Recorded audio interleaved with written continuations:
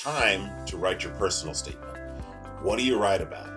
One of the most intimidating things in the admissions process is when you sit down to write your personal statement for graduate school and you get that blinking cursor on your page. Today, we're going to talk about how you beat the writer's block that comes along with sitting down to write your personal statement and some tips for how you can get started on writing your personal statement.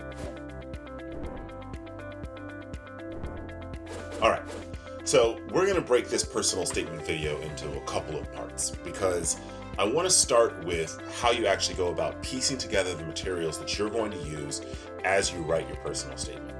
Now, a couple of things. Let's start with big picture. Now, this might seem like a really obvious question, but a lot of people struggle with personal statements, and the question is why?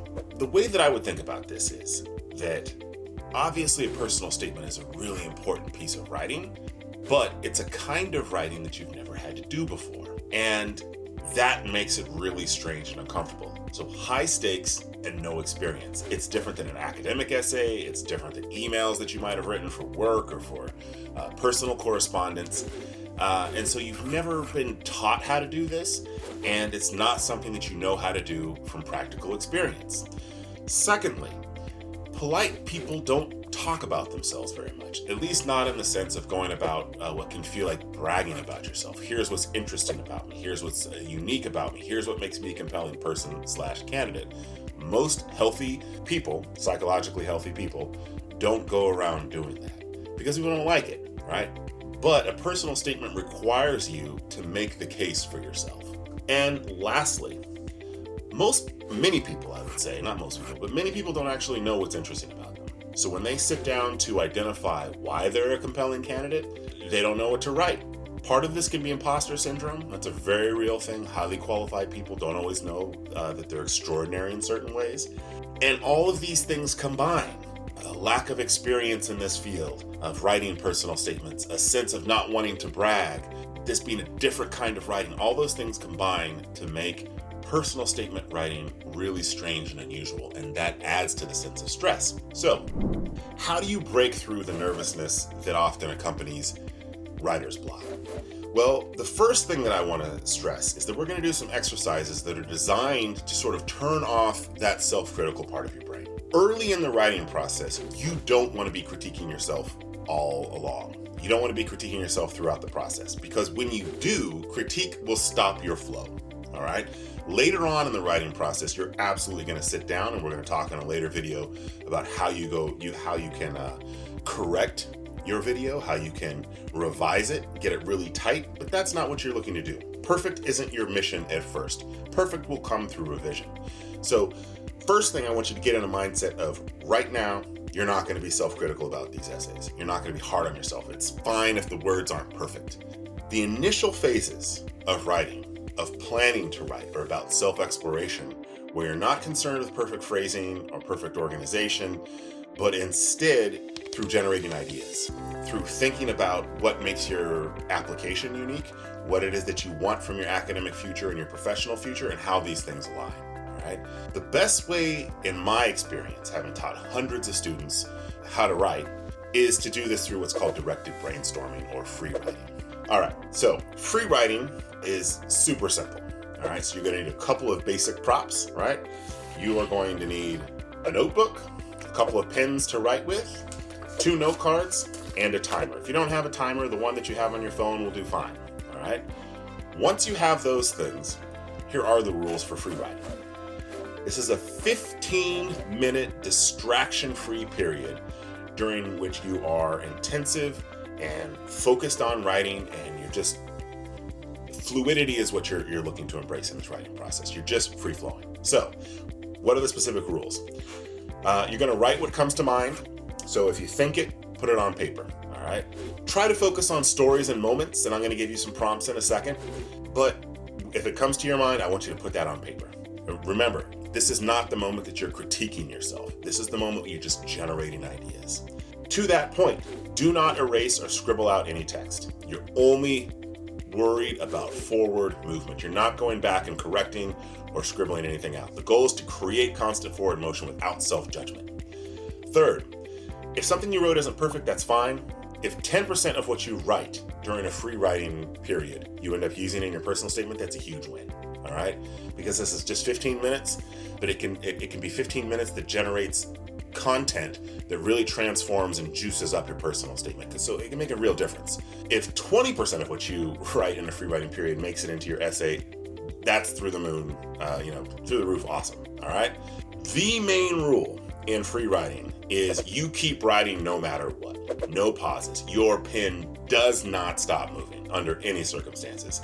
You're not thinking, you're writing, all right? Of course you're actually thinking, but the purpose here is that throughout this process, you are writing. All right, so you have your 2 note cards. So what do you do with them? On the first note card, I like to write a mantra or an affirmation. It should be something that's encouraging. For example, you might write, I have an interesting story to tell, or my point of view is important because, ... Then on the second essay, I want you to write 4 prompts. 1, this is my story. 2, my journey to blank. And so that blank is going to be the subject you're studying. So if you want to get a PhD in neuroscience, this one would say my journey to neuroscience. If we get a master's in history, it will be my journey to history. 3, what excites me about this field? And 4, what I hope to study in this field and why. All right, so you have those 4 prompts. And here's what you do. First thing is what I like to call creating the right environment. Ha ha ha, pun. Sorry about that. And how you do this is, first, find a place that is physically comfortable. So if you like to write outdoors, do that. If there's a specific spot in your house or apartment that you like to go to, do that. If you like to have music and snacks when you write, have those things. Importantly, turn off the ringer on your phone if you're using it as your timer. Disable your Wi-Fi. I don't want any distractions, no interruptions. If you have kids and things, if you can find a way to just get 15 minutes where nobody is disturbing you, I want you just absolutely focused on these prompts so that your mind can really start revving at a really high level. So when it's time to start writing, you're going to set your timer for 15 minutes. If possible, write only by hand instead of typing. I know we're so conditioned to typing everything, but there's a ton of really important neuroscience research that shows when you write with your hand, it triggers creativity in a very different way than when you type, okay? Don't pause to think once you start the timer. If you're not sure what to write, ever, then that first card that has your mantra, I want you to write that over and over again until something comes to mind, all right? So you have your mantra card and you have your prompts card. So when you hit the start button, you're going to take the first of those prompts and you're just going to start responding to it. The first thing that comes to your mind, all right? If you run into any difficulties where you don't know what to write, you can either move to the next prompt, or if you're really stumped, you can take a few moments and just write that mantra over and over again.